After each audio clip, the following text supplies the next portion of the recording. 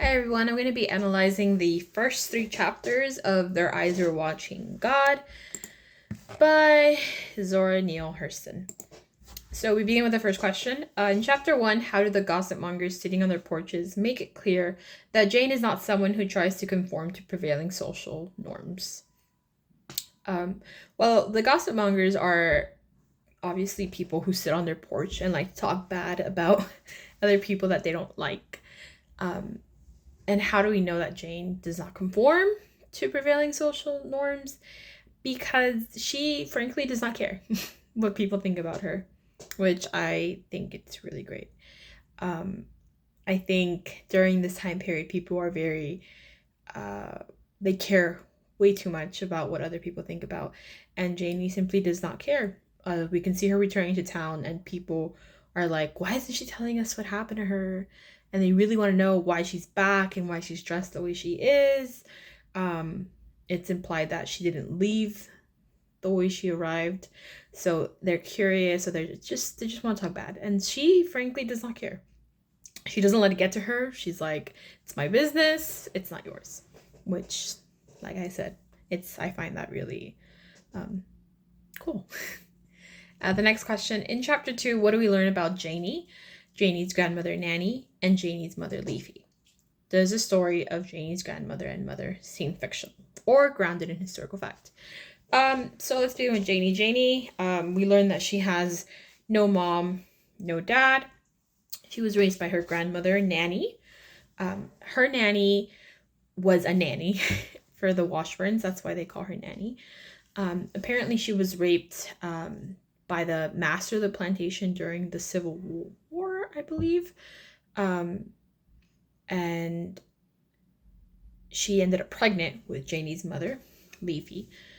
She was pregnant with Leafy, and the wife, I believe, of the master of the plantation, she was a slave, by the way, Nanny. She found out, and she's like, I'm going to kill you, I'm going to whip you. So Nanny was scared, obviously, it was her child.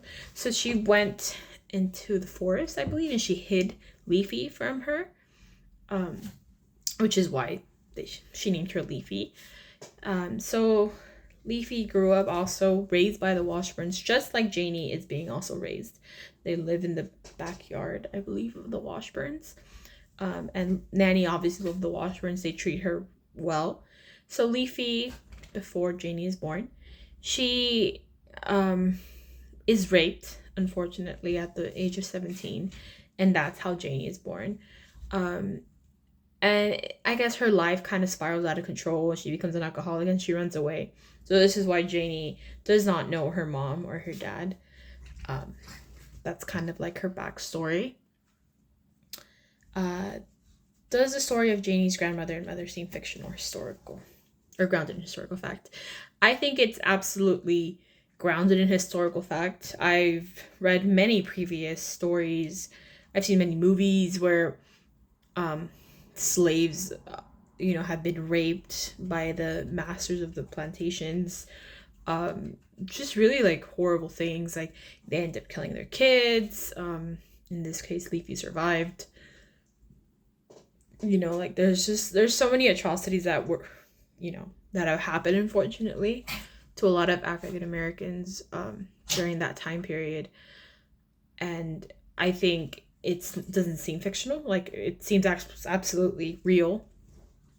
And there's other stories to corroborate that. Third question.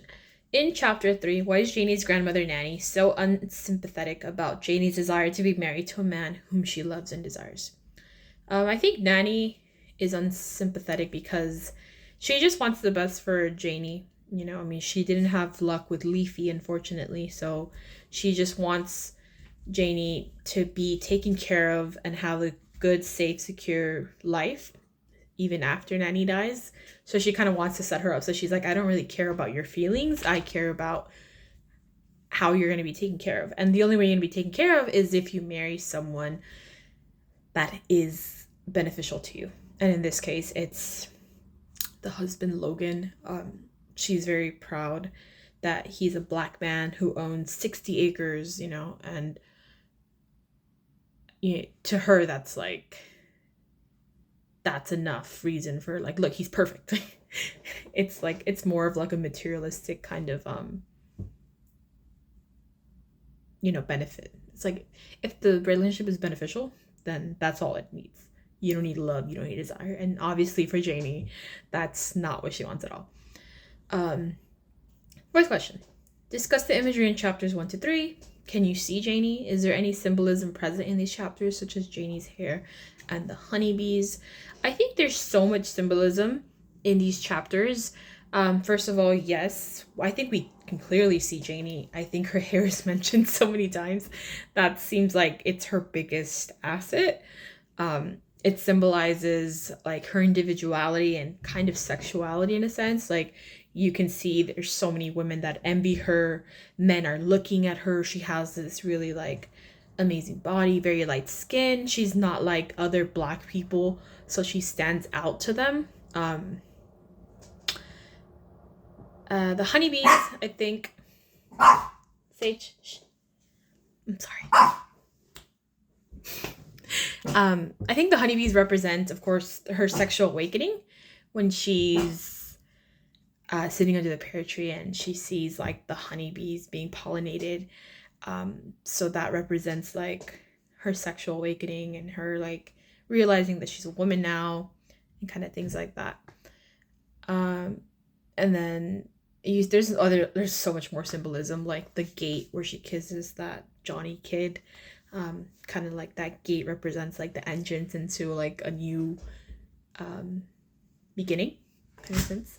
And then the last question in chapter 1, it says here, chapter 1 begins in the present, Janie returning to Edenville.